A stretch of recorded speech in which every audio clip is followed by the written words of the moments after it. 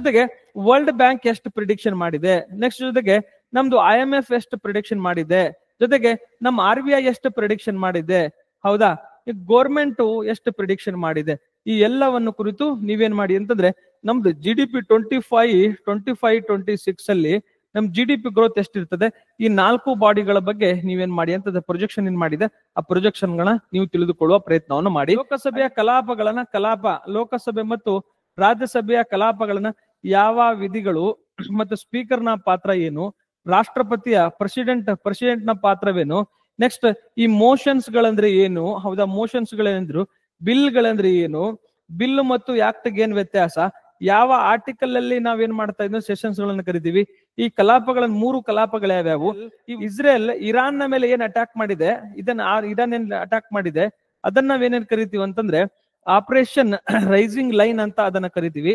ಅದೇ ಇರಾನ್ ಏನ್ ಮಾಡಿದೆ ಅಂದ್ರೆ ಉಲ್ಟಾ ಏನ್ ಮಾಡಿದೆ, ಇಸ್ರೇಲ್ ನ ಮೇಲೆ ದಾಳಿ ಮಾಡಿದೆ, ಅದನ್ನ ಆಪರೇಷನ್ ಹಾನೆಸ್ಟ್ ಏನ್ ಗೊತ್ತಾ ಪ್ರಾಮಿಸ್ ಅನ್ನೋದು ಏನು ಮಾಡಿದೆ ಅಂದ್ರೆ ಪ್ರಾಮಿಸ್ ಅನ್ನೋದು ಯಾರು ಇರಾನ್ ಮಾಡಿದೆ.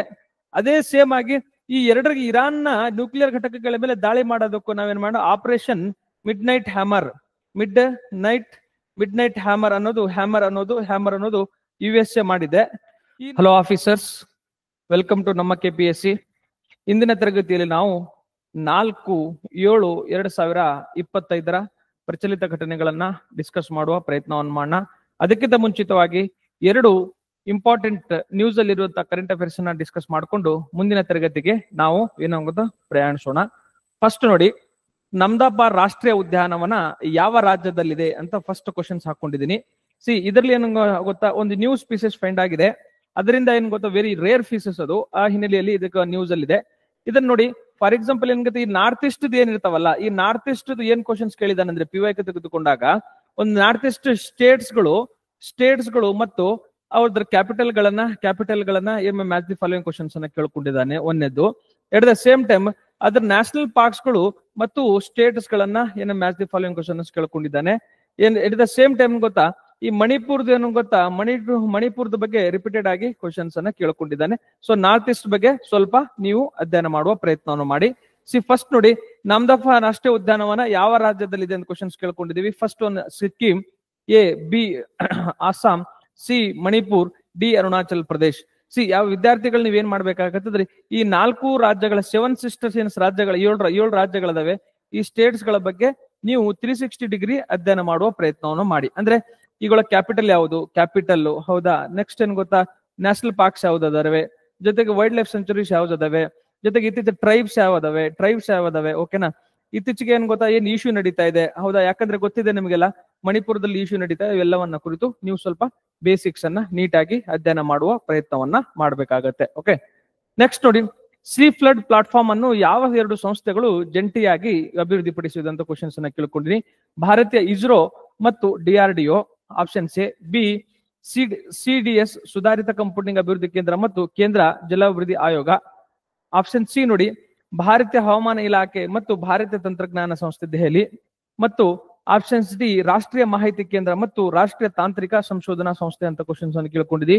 ಯಾವುದರ ಮೂಲಕ ಈ ಸಿ ಫ್ಲಡ್ ಪ್ಲಾಟ್ಫಾರ್ಮ್ ಅನ್ನ 2 ಸಂಸ್ಥೆಗಳ ಅಭಿವೃದ್ಧಿ ಪಡಿಸ್ಕೊಂಡು ನೀವೇನ್ ಮಾಡ್ಬೇಕಂದ್ರೆ ಕಮೆಂಟ್ ಮಾಡಿ ತಿಳಿಸುವ ಪ್ರಯತ್ನವನ್ನ ಮಾಡಿ. ಸೊ ಈ ರೀತಿ ನೀವು ಕರೆಂಟ್ ಅಫೇರ್ಸ್ ಮೇಲೆ PYQ ಗಳನ್ನ ನೋಡ್ಕೊಂಡು ಹೋದಾಗ ಅಥವಾ ಅವುಗಳು MCQ ಮಾಡ್ತಾ ಹೋದಾಗ ನಿಮ್ಗೆ ಏನಾಗತ್ತಂದ್ರೆ ಸ್ವಲ್ಪ ಅವು ನೆನಪಿರುವ ಸಾಧ್ಯತೆ ಹೆಚ್ಚಿರ್ತವೆ. ಸೊ ಅದನ್ನ ನೀವು ಮಾಡ್ತೀರಂತ ನಾನು ಭಾವಿಸ್ಕೊಳ್ತೇನೆ. ಓಕೆ, ನೆಕ್ಸ್ಟ್ ನೋಡಿ, ಇವತ್ತಿನ first topic very important. International current affairs ಮೇಲೆ ನಾವು ತೆಗೆದುಕೊಂಡಿದೀವಿ. 5 ರಾಷ್ಟ್ರಗಳ ಐತಿಹಾಸಿಕ ಪ್ರವಾಸ, ಪ್ರಧಾನಿ ನರೇಂದ್ರ ಮೋದಿ. Very important. ನಿಮ್ಗೆಲ್ಲ ಗೊತ್ತಿದೆ, ನಾವು ಗ್ಲೋಬಲ್ ಸೌತ್ ಅಂತ ನಾವೇನೋ ಒಂದು ಕಾನ್ಸೆಪ್ಟ್ ಇದೆ. ಗ್ಲೋಬಲ್ ಸೌತ್ ಅಂದ್ರೆ ಈ ಗ್ಲೋಬಲ್ ಕೆಳಗಡೆ ಏನಿದಾವೆ ಕೆಳಗಡೆ ಪ್ರದೇಶಗಳನ್ನ ನಾವು ಗ್ಲೋಬಲ್ ಸೌತ್ ಅಂತ ಕರಿತೀವಿ. ಇಸ್ ಅನ್ನ ಮಲ್ಟಿಪೋಲಾರ್ ವರ್ಡ್. ಬಹು ಆಯಾಮದ ರಾಷ್ಟ್ರಗಳನ್ನ ಜಗತ್ತನ್ನ ನಾವ್ ಏನ್ ಮಾಡ್ತಾ ಇದೀವಿ ಅಂದ್ರೆ ಬಹು ಪ್ರಾಮುಖ್ಯತೆ ಉಳ್ಳ ಜಗತ್ತನ್ನ ನಾವು ಎಸ್ಟಾಬ್ಲಿಷ್ ಮಾಡುವ ಪ್ರಯತ್ನ ಮಾಡ್ತಾ ಇದೀವಿ. ಅದರ ಭಾಗವಾಗಿ ನಮ್ಮ ಭಾರತದ ಪ್ರಧಾನಮಂತ್ರಿ ಅವ್ರು ಏನ್ ಮಾಡಿದ್ದಾರೆ ಅಂದ್ರೆ ಫಸ್ಟ್ ಏನ್ ನೋಡಿ, ಈ 5 ರಾಷ್ಟ್ರಗಳಿಗೆ ಏನ್ ಮಾಡಿದ್ದಾರೆ ಅಂತಂದ್ರೆ ಭೇಟಿ ಕೊಟ್ಟಿದ್ದಾರೆ. ಫಸ್ಟ್ ಏನ್ ಗೊತ್ತಾ, ಘಾನಾ. ಇಲ್ಲಿ ಏನ್ ಕ್ವಶನ್ಸ್ ಕೊಟ್ಟಿದೆ ನೋಡಿ, ಈ ಇಮೇಜ್ ಅಲ್ಲಿ ಏನಿದೆ ಅಂತಂದ್ರೆ ಇದ್ರದ್ದು ಘಾನಾ ಒಂದು ರಾಷ್ಟ್ರ, ಅದರ ರಾಜಧಾನಿ ಅಕ್ರಾ, ಹೌದಾ. ನೆಕ್ಸ್ಟ್ ನೋಡಿ, ಟ್ರಿನಿಡಾಡೋ ಮತ್ತು ಟೊಬಾಗೋ ಅದರ ರಾಜ್ಯ ಪೋರ್ಟ್ ಆಫ್ ಸ್ಪೇನ್, ಮತ್ತು ಬೂನಸ್ ಐರಿಸ್ ಅದರ ರಾಜಧಾನಿ ಗೊತ್ತಾ ಅರ್ಜೆಂಟೀನಾ, ಅದರ ರಾಜಧಾನಿ Buenos Aires. Next Brazil Rio de Janeiro. ಈ ಎಲ್ಲದರ ಬಗ್ಗೆ ಕೂಡ ಏನ್ ಮಾಡ್ಕೊಂಡು ನಮಿಬಿಯಾ ಎಂದು ವೆಂಡೋವೋಕೆ ಅಂತ ಏನ್ ಹೇಳುತ್ತೀವಿ ರಾಜಧಾನಿಗಳನ್ನ ಕೊಟ್ಕೊಂಡಿದೀವಿ. ಈ 5 ರಾಷ್ಟ್ರಗಳ ಬಗ್ಗೆ ನೀವು ಏನ್ ಮಾಡಿ ಅಂದ್ರೆ ಬೇಸಿಕ್ಸ್ ಅನ್ನ ತಿಳಿದುಕೊಳ್ಳುವ ಪ್ರಯತ್ನ ಮಾಡಿ. ಈಗ ನಾನು ಫಸ್ಟ್ ಇವತ್ತಿನ ಏನಂದ್ರೆ ಈ ಘಾನಾದ ಏನ್ ಗೊತ್ತಾ ಹೈಯೆಸ್ಟ್ ಸಿವಿಲ್ ಅವಾರ್ಡ್ ಅನ್ನ ನಮ್ಮ ಪ್ರಧಾನಮಂತ್ರಿ ಕೊಟ್ಕೊಂಡಿದ್ದಾರೆ. ಹೇಳಿದ ಟ್ರಿನಿಡಾಡೋ ಮತ್ತು ಟೊಬಾಗೋ ಕೂಡ ಹೈಯೆಸ್ಟ್ ಅವಾರ್ಡ್ ಅನ್ನು ಕೊಟ್ಕೊಂಡು ಈ ಮೂಲಕ ಟೋಟಲ್ 25 ಅವಾರ್ಡ್ಸ್ ಗಳನ್ನ ಇಂಟರ್ನ್ಯಾಷನಲ್ ಹೈಯೆಸ್ಟ್ ಅವಾರ್ಡ್ಸ್ ಗಳನ್ನ ನಮ್ಮ ಮಾನ್ಯ ಪ್ರಧಾನಮಂತ್ರಿಗಳು ಪಡ್ಕೊಂಡಿದ್ದಾರೆ. ಆ ಹಿನ್ನೆಲೆಯಲ್ಲಿ ಈ ದೇಶಗಳನ್ನ ನಾನು ಇವತ್ತು ನಿಮ್ಗೆ ಘಾನಾ ಒಂದು ನಾನೇ ಸ್ಟಡಿ ಮಾಡಿ ನಿಮ್ಗೆ ಅಧ್ಯಯನ ಮಾಡೋ ಪ್ರಶ್ನೆ ಮಾಡ್ತೀನಿ. ಅಂದ್ರೆ ಅದರ ರಾಜಕೀಯ ಏನು, ಅದರ ನದಿಗಳು ಯಾವ್ಯಾವು, ಅದ್ರ ಎಲ್ಲಿ ಲೊಕೇಟ್ ಆಗಿದೆ, ಅವೆಲ್ಲದನ್ನ ಕುರಿತು ನಾನು ನಿಮಗೆ ಹೇಳ್ಕೊಡೋ ಪ್ರಯತ್ನ ಮಾಡ್ತೀನಿ. ನಿಮಗೆ ಹೋಮ್ವರ್ಕ್ ಅಂತಂದ್ರೆ ರಿಮೈನಿಂಗ್ 4 ದೇಶಗಳೇನದಾವ್ ನೋಡಿ, ಆ ರಿಮೈನಿಂಗ್ 4 ದೇಶಗಳ ಬಗ್ಗೆ ನೀವು ಏನ್ ಮಾಡಿದ್ರೆ ಹೋಮ್ವರ್ಕ್ ಮಾಡಿ ಅದ್ರ ಬಗ್ಗೆ ತಿಳಿದುಕೊಳ್ಳುವ ಏನ ಪ್ರಯತ್ನ ಮಾಡಬೇಕು. ನೀವು ಬೇಸಿಕ್ ಕ್ವಶನ್ಸ್ ಕೇಳ್ಬೋದು. ಈ 5 ದೇಶಗಳು ಮತ್ತು ಅವುಗಳ ರಾಜಧಾನಿಗಳನ್ನ ನೀವೇನ್ ಮಾಡಿ ಮ್ಯಾಚ್ ದಿ ಫಾಲೋಯಿಂಗ್ ಕ್ವಶನ್ಸ್ ಕೇಳುವ ಸಾಧ್ಯತೆ ಇರ್ತದೆ. PSI ವಿದ್ಯಾರ್ಥಿಗಳು ಸ್ವಲ್ಪ ನೀವು ಗಮನವಿಟ್ಟು ಏನ್ ಮಾಡ್ಬೇಕಾಗತ್ತೆ, ಇದನ್ನ ನೋಡ್ಕೊಳ್ಬೇಕಾಗತ್ತೆ. ಪ್ರೈಮ್ ಮಿನಿಸ್ಟರ್ 5 days ವಿಸಿಟ್ ಕೊಟ್ಟಿದ್ದಾರೆ. ಏನೇನ್ ಡೆವಲಪ್ಮೆಂಟ್ ಆಗ್ತಾ ಇದೆ ನ್ಯೂಸ್ ಅಲ್ಲಿ ನಿಮಗೆಲ್ಲ ಗೊತ್ತಿದೆ ಅಂತ ಭಾವಿಸ್ಕೊಳ್ತೀನಿ. ನೆಕ್ಸ್ಟ್ ನೋಡಿ, ಘಾನದ ರಾಜಧಾನಿ ಯಾವುದು? ಅಕ್ರಾ. ಹೌದಾ? ಇಲ್ಲಿ ನೋಡಿ ಎಲ್ಲಿದೆ ಘಾನಾ, ಇಲ್ಲಿ ನಮಗೆ ಕಂಡು ಬರ್ತದೆ. ಹೌದಾ? ಅದರ ರಾಜಧಾನಿ ಅಕ್ರಾ ನೋಡಿ ಇಲ್ಲಿದೆ. ನೆಕ್ಸ್ಟ್ ಇದು ಟೊಗೊ, ಬೆನಿನ್, ಫರ್ಕಿನಾ ಫಾಸೋ ಮತ್ತು ಕೋಟ್ ಡಿ ಐವರಿ ಇದರಿಗನ್ನು ಘಾನದ ಸುತ್ತ ಏನ್ ಮಾಡ್ಕೊಂಡಿದೆ, ಐವರಿಸ್ಕೊಂಡಿದೆ. Very important. ಅಟ್ಲಾಂಟಿಕ್ ಸಿ ಅಲ್ಲಿ ಏನಾಗುತ್ತೆ, ಅಟ್ಲಾಂಟಿಕ್ ಸಿ ಅಲ್ಲಿ ಬರುವಂತ ಒಂದು ದೇಶವಾಗಿದೆ. Very important. ಹೌದಾ? ಈ ರೀತಿ ನೀವು ಯಾವ ರೀತಿ ನಾನು ಘಾನದ ಮ್ಯಾಪ್ ಹಾಕೊಂಡಿದ್ದೀನಿ, ರಿಮೈನಿಂಗ್ 4 nations ಏನ್ ವಿಸಿಟ್ ಕೊಡ್ತಾ ಇದ್ದಾರೆ ಮಾನ್ಯ ಪ್ರಧಾನಮಂತ್ರಿ ಅವರು, ಆ 4 nations ಗಳ ಬಗ್ಗೆ ನೀವು ಏನು ಮ್ಯಾಪ್ ಸಹಿತ ಏನ್ ಮಾಡಿ ಅಂದ್ರೆ ಅಧ್ಯಯನ ಮಾಡುವ ಪ್ರಯತ್ನವನ್ನ ಮಾಡಿ. ಓಕೆ? ಯಾಕಂದ್ರೆ ಜಿಯೋಗ್ರಫಿಕಲ್ ಬೇಸಿಸ್ ಮೇಲೆ ಸ್ವಲ್ಪ ಕ್ವಶನ್ಸ್ ಗಳನ್ನ ಮ್ಯಾಚ್ ದಿ ಫಾಲೋಯಿಂಗ್ ಕ್ವಶನ್ಸ್ ಗಳನ್ನ ಕೇಳುವ ಪ್ರಯತ್ನ ಮಾಡ್ತಾ ಇದ್ದೇನೆ. ಅದನ್ನ ಸ್ವಲ್ಪ ನೋಡ್ಕೊಳ್ಳುವ ಪ್ರಯತ್ನವನ್ನು ಮಾಡಿ. ಓಕೆ? ನೆಕ್ಸ್ಟ್ ನೋಡಿ, ಮೋದಿಗೆ ಘಾನದ ಅತ್ಯುತ್ತಮ ಪ್ರಶಸ್ತಿ. ನಾನು ಘಾನದ ಕರೆಂಟ್ ಅಫೇರ್ಸ್ ಬ್ಯೂಟಿ ನೋಡಿ, ನಾನು ಘಾನದ ಅತ್ಯುತ್ತಮ ಪ್ರಶಸ್ತಿ ಅಂತ ನಾನು ಹೇಳಿದೀನಿ. ಘಾನಾ ಆದ್ಮೇಲೆ ಆಮೇಲೆ ಟ್ರಿನಿಡಾಡ್ ಮತ್ತು ಟೊಬಾಗೋ ದೇಶದ ಏನಾಗುತ್ತದೆ, ಇದು ಘಾನಾದು 24ನೇ ದೇಶದ 24 ಪ್ರಶಸ್ತಿ. ಇದು ಟೊನಿಡಾಡೋ ಮತ್ತು ಟೊಬಾಗೋ 25ನೇ ಪ್ರಶಸ್ತಿಯನ್ನ ನಾನು PPT ಮಾಡ್ಕೊಂಡು ಬರೆಟ್ರೊಳಗಾಗಿ ಏನ್ ಗೊತ್ತಾ ಇನ್ನೊಂದು ಅವಾರ್ಡ್ ಪಡ್ಕೊಂಡಿದ್ದಾರೆ. ಸೊ ಕರೆಂಟ್ ಅಫೇರ್ಸ್ ಏನಂತಂದ್ರೆ, ಕರೆಂಟ್ ಅಫೇರ್ಸ್ ಆಲ್ವೇಸ್ ಏನ್ ಗೊತ್ತಾ ಚೇಂಜ್ ಆಗ್ತಾ ಇರ್ತದೆ. ನೀವು ರೆಗ್ಯುಲರ್ ಆಗಿ ನೀವೇನ್ ಮಾಡ್ಬೇಕಂದ್ರೆ ಟ್ರ್ಯಾಕ್ ಮಾಡ್ತಾ ಹೋಗ್ಬೇಕು.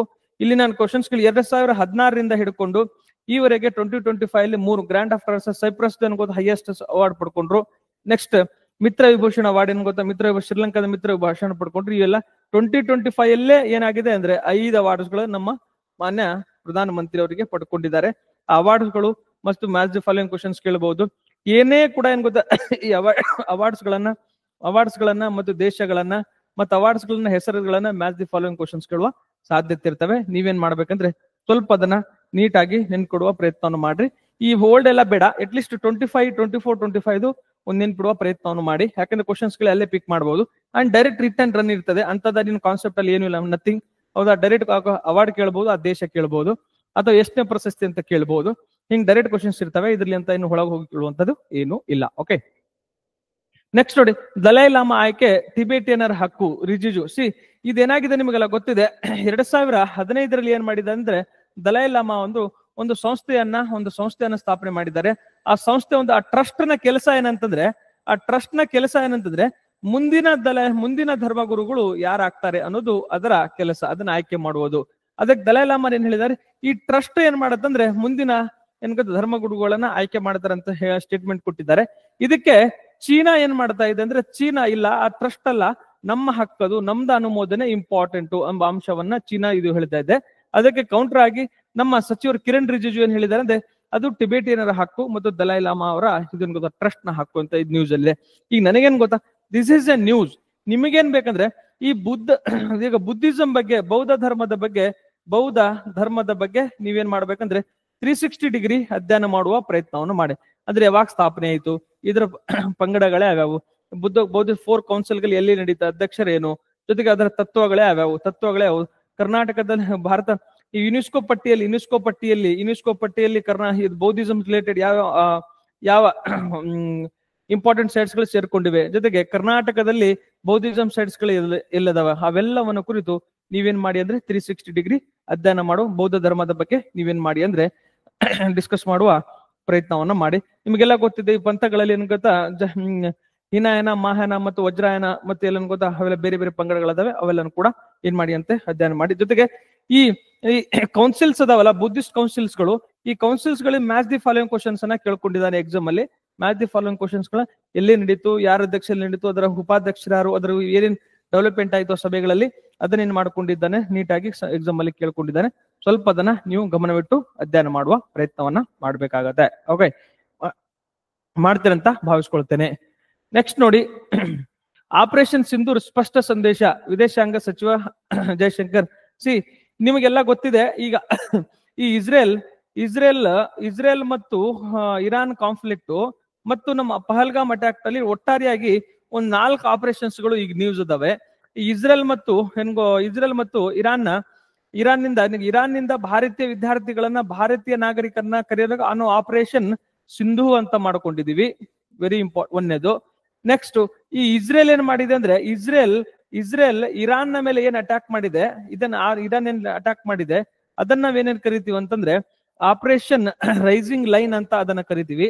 ಅದೇ ಇರಾನ್ ಏನ್ ಮಾಡಿದೆ ಅಂದ್ರೆ ಉಲ್ಟಾ ಏನ್ ಮಾಡಿದೆ, ಇಸ್ರೇಲ್ ನ ಮೇಲೆ ದಾಳಿ ಮಾಡಿದೆ. ಅದನ್ನ ಆಪರೇಷನ್ ಹಾನೆಸ್ಟ್ ಏನ್ ಗೊತ್ತಾ, ಪ್ರಾಮಿಸ್ ಅನ್ನೋದು ಏನ್ ಮಾಡಿದೆ ಅಂದ್ರೆ, ಪ್ರಾಮಿಸ್ ಅನ್ನೋದು ಯಾರು, ಇರಾನ್ ಮಾಡಿದೆ. ಅದೇ ಸೇಮ್ ಆಗಿ ಈ ಇರಾನ್ ನ ನ್ಯೂಕ್ಲಿಯರ್ ಘಟಕಗಳ ಮೇಲೆ ದಾಳಿ ಮಾಡೋದಕ್ಕೂ ನಾವೇನ್ ಮಾಡೋ ಆಪರೇಷನ್ ಮಿಡ್ ನೈಟ್ ಹ್ಯಾಮರ್ ಅನ್ನೋದು USA ಮಾಡಿದೆ. ಈ 4 ಆಪರೇಷನ್ಸ್ ಗಳು ನಿಮ್ಗೆ ನೆನ್ಪಿಡ್ಬೇಕಾಗತ್ತೆ. ಅದ್ರ ಜೊತೆಗೆ ನಾವೇನ್ ಮಾಡ್ಕೊಂಡು ಆಪರೇಷನ್ ಸಿಂಧೂರ್ ಏನ್ ಮಾಡ್ಕೊಂಡಿವಿ ಅಂತಂದ್ರೆ, ನಮ್ ಪಹಲ್ಗಾಮ್ ಘಟನೆಯಾಗ ಆಪರೇಷನ್ ಉಲ್ಟಾವಾಗಿ ನಾವೇನ್ ಮಾಡ್ಕೊಂಡಿವಿ, ಅದನ್ನ ಆಪರೇಷನ್ ಸಿಂಧೂರ್ ಅಂತ ಮಾಡ್ಕೊಂಡಿವಿ. ಹಾಗಾದ್ರೆ ಪಾಕಿಸ್ತಾನದವ್ರು ನಮಗೆ ಕೌಂಟರ್ ಮಾಡಕ್ಕೆ ಯಾವ ಆಪರೇಷನ್ ಅನ್ನ ಅವ್ರು ಮಾಡ್ಕೊಂಡ್ರು, ಅದರ ಬಗ್ಗೆ ನೀವೇನ್ ಮಾಡಿ ಅಂದ್ರೆ ಕಮೆಂಟ್ ಮಾಡಿ ತಿಳಿಸುವ ಪ್ರಯತ್ನವನ್ನ ಮಾಡಿ. ಈಗ ನಾವು ಆಪರೇಷನ್ ಸಿಂಧೂರ್ ಮಾಡಿದೀವಿ, ಅವ್ರೇನು ಆಪರೇಷನ್ಸ್ ಮಾಡಿದ್ದಾರೆ, ಅವ್ರ ಆಪರೇಷನ್ ಹೆಸರೇನು ಪಾಕಿಸ್ತಾನದವರು, ಅದನ್ನು ಕೂಡ ನೀವು ನೆನ್ಪಿಡುವ ಪ್ರಯತ್ನವನ್ನು ಮಾಡಿ. ಅಂಡ್ ಈ 4 ರಿಂದ 5 ಆಪರೇಷನ್ಸ್ ಗಳಲ್ಲಿ ನಿಮಗೆ ಮುಂದಿನ ದಿನಮಾನಗಳಲ್ಲಿ ಪ್ರಶ್ನೆ ಬರುವ ಖಚಿತತೆ ಇದೆ. ನೀವೇನ್ ಮಾಡ್ಬೇಕಂದ್ರೆ ಇನ್ನೂ ಸ್ವಲ್ಪ ಅಧ್ಯಯನ ಮಾಡುವ ಪ್ರಯತ್ನವನ್ನ ಮಾಡ್ಬೇಕು. ಇಲ್ಲಿ ಏನ್ ಕ್ವಶನ್ಸ್ ಕೇಳಿದಾನ ಗೊತ್ತಾ, ಈ ಇಸ್ರೇಲ್ದ ಏನ್ ಗೊತ್ತಾ, ಬ್ಲೂ ಲೈನ್ ಎಲ್ಲಿ ಕಂಡು ಬರ್ತದೆ ಅಂತ ಕ್ವಶನ್ಸ್ ಅನ್ನ ಕೇಳ್ಕೊಂಡಿದ್ದಾನೆ. ಈಗ 49 ಲೈನು, ಹೌದಾ, 9th ಲೈನು, ನೆಕ್ಸ್ಟ್ ಏನ್ ಗೊತ್ತಾ, ಗ್ರ್ಯಾಂಡ್ ಲೈನು, ಬ್ಲೂ ಲೈನು, ಅವೆಲ್ಲ ರೆಡ್ ಲೈನು. ಹಿಂಗ್ ವರ್ಲ್ಡ್ ಅನ್ನು ಇಡೀ ಜಿಯೋಗ್ರಫಿಕಲ್ ತೆಗೆದುಕೊಂಡಾಗ ಒಂದು 10 ರಿಂದ 15 ಲೈನ್ಸ್ ಗಳು ಇಂಪಾರ್ಟೆನ್ಸ್ ಅದಾವೆ. ಅವುಗಳನ್ನ ಮ್ಯಾಚ್ ದಿ ಫಾಲೋಯಿಂಗ್ ಕ್ವಶನ್ಸ್ ಕೇಳ್ಕೊಂಡಿದ್ದಾನೆ. ನೀವೇನ್ ಮಾಡಿ ಅಂತಂದ್ರೆ ಅದನ್ನ ನೀಟಾಗಿ ಸ್ವಲ್ಪ ನೋಡ್ಕೊಳ್ಳುವ ಪ್ರಯತ್ನವನ್ನ ಮಾಡ್ಬೇಕಾಗತ್ತೆ. ಜಿಯೋಗ್ರಫಿಕಲ್ ಆಸ್ಪೆಕ್ಟ್ಸ್ ಅಲ್ಲಿ ಈ ಟಾಪಿಕ್ಸ್ ಅನ್ನ ನೋಡಿ. ಅಂಡ್ ವಿದೇಶಾಂಗ ಸಚಿವರು ಏನ್ ಹೇಳ್ಕೊಂಡಿದ್ದಾರೆ, ಆಪರೇಷನ್ ಸಿಂಧೂರ್ ಬಗ್ಗೆ ನಡೀತಾ ಇದೆ. ಅಂಡ್ ಇತ್ತೀಚೆಗೆ ನಾವೇನ್ ಮಾಡ್ತೇವೆ, 3 ಫ್ರಂಟ್ ಅಲ್ಲಿ ನಾವು ವಾರ್ ಮಾಡ್ತಾ ಇದೀವಿ. It is a very critical ನಮಗಂತ ಏನ್ ಹೇಳಿತಾ ಇದ್ದಾರೆ ನಮ್ಮ ಆರ್ಮಿ ಆಫೀಸರ್ಸ್ ಎಲ್ಲ ಹೇಳ್ತಾ ಇದ್ದಾರೆ. ಅದ್ರ ಕೂಡ ನೀವು ಟ್ರ್ಯಾಕ್ ಮಾಡ್ತಾ ಬರ್ಬೇಕಾಗತ್ತೆ. ಓಕೆ, ನೆಕ್ಸ್ಟ್ ನೋಡಿ, ಮೈಸೂರಿನ ಶಾಲೆಯ ವಿದ್ಯಾರ್ಥಿಗಳ ಜೊತೆ ಶುಭಾಂಶು ಶುಕ್ಲಾ ಸಂವಾದ. ನಿಮಗೆಲ್ಲ ಗೊತ್ತಿದೆ, ಇಂಟರ್ನ್ಯಾಷನಲ್ ಸ್ಪೇಸ್ ಸ್ಟೇಷನ್ ನಮ್ಮ ಭಾರತೀಯರಾದ ಶುಭಾಂಶು ಶುಕ್ಲಾ ವಿಸಿಟ್ ಕೊಟ್ಟಿದ್ದಾರೆ. ಅವ್ರು ಏನ್ ಮಾಡ್ತಾರೆ, ಕೇರಳದ ನಮ್ಮ ಇದು ಬೆಂಗಳೂರಿನಲ್ಲಿರುವಂತಹ SR ರಾವ್ ಕೇಂದ್ರದಲ್ಲಿ ಏನ್ ಗೊತ್ತಾ, ಅವ್ರು ವಿದ್ಯಾರ್ಥಿಗಳ ಸಂವಾದ ಮಾಡಿದ್ದಾರೆ. ಎಟ್ ದ ಸೇಮ್ ಟೈಮ್ ಕೇರಳದ ಏನ್ ಗೊತ್ತಾ, ತಿರುವನಂತಪುರಂನಲ್ಲಿರುವಂತ ಇಸ್ರೋ ಕೇಂದ್ರದಲ್ಲಿ ಏನ್ ಗೊತ್ತಾ, ಸಂಶೋಧನಾ ಕೇಂದ್ರದಲ್ಲಿ ವಿದ್ಯಾರ್ಥಿಗಳ ಜೊತೆಗೆ ಅವ್ರು ಏನ್ ಮಾಡಿದಾರೆ ಅಂತಂದ್ರೆ ಸಂವಾದವನ್ನು ಮಾಡಿದ್ದಾರೆ. ಇನ್ನೇನ್ ಈ ನ್ಯೂಸ್ ಮೂಲಕ ನಾ ಏನ್ ಹೇಳಕ್ ಟ್ರೈ ಮಾಡತ್ತಾ ಇದ್ದೀನಿ ಅಂದ್ರೆ, ಈ ಇಸ್ರೋ ಮತ್ತು 360 ಡಿಗ್ರಿ ಬಗ್ಗೆ ನೀವು ಅಧ್ಯಯನ ಮಾಡೋ ಪ್ರಯತ್ನ ಮಾಡಿ. ಅಂಡ್ ಇಸ್ರೋ ಸೆಂಟರ್ಸ್ ಅದಾವ ನೋಡಿ, ಈ ಸತೀಶ್ ಧವನ್ ಏನ್ ಗೊತ್ತಾ ಸೆಂಟರ್ಸ್ ಎಲ್ಲಿದೆ, ನೆಕ್ಸ್ಟ್ UR ರಾವ್ ಸೆಂಟರ್ಸ್ ಎಲ್ಲಿದೆ, ನೆಕ್ಸ್ಟ್ ಇದರದ್ದು ರಿಮೋಟ್ ಕಂಟ್ರೋಲ್ ಸೆನ್ಸಿಂಗ್ ಸೆಂಟರ್ಸ್ ಇದೆ. ಈ ಒಂದು 8 ರಿಂದ 10 ಸೆಂಟರ್ಸ್ ಗಳು ಮತ್ತು ಅವುಗಳ ಕೇಂದ್ರಗಳನ್ನ ನೀವು ಅಧ್ಯಯನ ಮಾಡ್ಬೇಕಾಗತ್ತೆ. ಯಾಕಂದ್ರೆ ಈ ಸತೀಶ್ ಧವನ್ ಅಧ್ಯಯನಕ್ಕೆ ಏನ್ ಗೊತ್ತಾ, ಸಂಶೋಧನಾ ಕೇಂದ್ರ ಕೇರಳ, ನೆಕ್ಸ್ಟ್ ಏನ್ ಗೊತ್ತಾ UR ರಾವ್ ತರಬೇತಿ ಕೇಂದ್ರ ಕರ್ನಾಟಕ. ಈ ರೀತಿ ಮ್ಯಾಚ್ ದಿ ಫಾಲೋಯಿಂಗ್ ಕ್ವಶನ್ಸ್ ಅನ್ನ PYQ ಗಳು ತೆಗೆದುಕೊಂಡು ನೋಡಿದಾಗ ಕ್ವಶನ್ಸ್ ಎಲ್ಲ ಕೇಳ್ಕೊಂಡಿದ್ದಾನೆ. ನೀವೇನ್ ಮಾಡ್ಬೇಕಾಗತ್ತಂದ್ರೆ ಅದ್ರ ಬಗ್ಗೆ ಸ್ವಲ್ಪ ನೀವು ಅಧ್ಯಯನ ಮಾಡುವ ಪ್ರಯತ್ನವನ್ನ ಮಾಡ್ಬೇಕಾಗತ್ತೆ. ನಿಮ್ಗೆ ವಿಕ್ರಮ್ ಸಾರಾಭಾಯಿ, ಕೇರಳದಲ್ಲಿ ವಿಕ್ರಮ್ ಸಾರಾಭಾಯಿ ಕೇಂದ್ರದಲ್ಲಿ ಏನ್ ಮಾಡ್ತಾರೆ, ಸಾರಾಭಾಯಿ ಕೇಂದ್ರದಲ್ಲಿ ಇವರು ವಿದ್ಯಾರ್ಥಿಗಳ ಜೊತೆಗೆ ಏನ್ ಮಾಡ್ತಾರೆ ಸಂವಾದವನ್ನ ಮಾಡ್ತಾರೆ. ಅದ್ರಲ್ಲಿ ಏನ್ ಡಿಸ್ಕಸ್ ಮಾಡ್ತಾರೆ ಅಂದ್ರೆ, ಇದು ಶೂನ್ಯ ಗುರುತ್ವ ಅಂದ್ರೆ ಏನು, ಜೀರೋ ಗ್ರಾವಿಟಿ ಅಂದ್ರೆ ಏನು, ಜೀರೋ ಗ್ರಾವಿಟಿ ಈ ವರ್ಡ್ ಏನಿದ್ರೆ, ಈ ವರ್ಡ್ ನ್ಯೂಸ್ ಅಲ್ಲಿ ಇದೆ. What is zero gravity, what are the implication of zero gravity, why it is important, ಅವೆಲ್ಲದರ ಕುರಿತು ನೀವು ಏನ್ ಗೊತ್ತಾ ಕ್ವಶನ್ಸ್ ಗಳು ಬರುವ ಸಾಧ್ಯತೆ ಇರ್ತವೆ. ವಾಟ್ ಈಸ್ ಜೀರೋ ಗ್ರಾವಿಟಿ ಅದು ಬೇಸಿಕ್ಸ್ ಆದ್ರೂ ನಿಮಗೆ ಗೊತ್ತಿರಬೇಕಾಗತ್ತೆ. ನೀವು ಅದನ್ನ ನೀಟಾಗಿ ನೋಡ್ಕೊಳ್ಳುವ ಪ್ರಯತ್ನವನ್ನ ಮಾಡಿ. ಓಕೆ, ನೆಕ್ಸ್ಟ್ ಆರ್ಥಿಕ ಪ್ರಗತಿ CII ನಿರೀಕ್ಷೆ ಏನ್ ಗೊತ್ತಾ? ಆರ್ಥಿಕ ಏನಾಗಿದೆ ಅಂದ್ರೆ ಭಾರತೀಯ ನಮ್ದು ಯಾವುದು ಭಾರತೀಯ ಕೈಗಾರಿಕಾ ಒಕ್ಕೂಟ, ಇಂಡಿಯನ್ ಇಂಡಸ್ಟ್ರಿಯಲ್ ಆರ್ಗನೈಸೇಷನ್ ಒಕ್ಕೂಟ ಏನ್ ಮಾಡಿದ್ರೆ ಹೌದಾ, ಒಕ್ಕೂಟ ಏನ್ ಮಾಡಿದೆ ಅಂದ್ರೆ ಮೊದಲು 6.3 ಇರ್ತಿತ್ತು ನಮ್ GDP ಆರ್ಥಿಕ ಪ್ರಗತಿ ಅಂತ ಹೇಳ್ತಾ ಇತ್ತು 2025 ಅಲ್ಲಿ, ಅದು 6.7ಗೆ ಆಗುವ ನಿರೀಕ್ಷೆ ಇದೆ ಅಂತ ಈಗ ಮತ್ತು ಏನ್ ಮಾಡಿದೆ ಅಂದ್ರೆ ಇದು ತನ್ನ ವರದಿಯನ್ನು ಕೊಟ್ಟಿದೆ ಅಥವಾ ತನ್ನ ಪ್ರಿಡಿಕ್ಷನ್ ಅನ್ನ ಮಾಡಿದೆ. ಇದ್ರ ಜೊತೆಗೆ ವರ್ಲ್ಡ್ ಬ್ಯಾಂಕ್ ಎಷ್ಟು ಪ್ರಿಡಿಕ್ಷನ್ ಮಾಡಿದೆ, ನೆಕ್ಸ್ಟ್ ಜೊತೆಗೆ ನಮ್ದು IMF ಎಷ್ಟು ಪ್ರಿಡಿಕ್ಷನ್ ಮಾಡಿದೆ, ಜೊತೆಗೆ ನಮ್ಮ RBI ಎಷ್ಟು ಪ್ರಿಡಿಕ್ಷನ್ ಮಾಡಿದೆ, ಹೌದಾ, ಈ ಗೋರ್ಮೆಂಟ್ ಎಷ್ಟು ಪ್ರಿಡಿಕ್ಷನ್ ಮಾಡಿದೆ, ಈ ಎಲ್ಲವನ್ನು ಕುರಿತು ನೀವೇನ್ ಮಾಡಿ ಅಂತಂದ್ರೆ ನಮ್ದು GDP 25-26 ಅಲ್ಲಿ ನಮ್ GDP ಗ್ರೋತ್ ಎಷ್ಟಿರ್ತದೆ, ಈ 4 ಬಾಡಿಗಳ ಬಗ್ಗೆ ನೀವೇನ್ ಮಾಡಿ ಅಂತಂದ್ರೆ ಪ್ರೊಜೆಕ್ಷನ್ ಏನ್ ಮಾಡಿದೆ ಆ ಪ್ರೊಜೆಕ್ಷನ್ ಗಳನ್ನ ನೀವು ತಿಳಿದುಕೊಳ್ಳುವ ಪ್ರಯತ್ನವನ್ನು ಮಾಡಿ. ಅಂಡ್ ಈ 4 ಬಾಡಿಗಳ ಬಗ್ಗೆ ಏನ್ ಮಾಡಿ ಅಂದ್ರೆ ಬೇಸಿಕ್ಸ್ ಅನ್ನ ಅಧ್ಯಯನ ಮಾಡೋ ಪ್ರಯತ್ನ ಮಾಡಿ. ಅಂದ್ರೆ ಯಾವಾಗ ಸ್ಥಾಪನೆ ಆಯ್ತು, ಯಾವ ರಿಪೋರ್ಟ್ಸ್ ಗಳನ್ನ ಬಿಡ್ತವೆ, ಆ ರಿಪೋರ್ಟ್ಸ್ ಗಳನ್ನ ನೀವು ಏನ್ ಮಾಡಿ ಅಂದ್ರೆ ಅಧ್ಯಯನ ಮಾಡುವ ಪ್ರಯತ್ನವನ್ನ ಮಾಡ್ಬೇಕಾಗತ್ತೆ.